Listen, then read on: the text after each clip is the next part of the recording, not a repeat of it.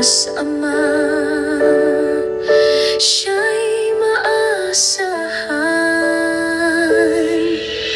Ang puso ng ama'y larawan ng may kapal, matatag, mapagmahal, tapat at banal.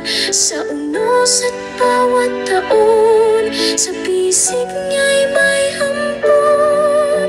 Ang puso ng ama'y biyaya ng may kapal.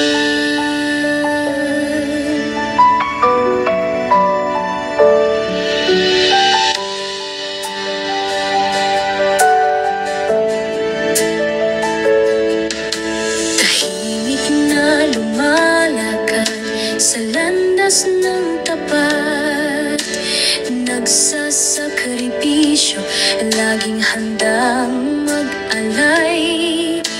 Pinapalakas kami sa oras ng hina at sa tagumpay. Siya'y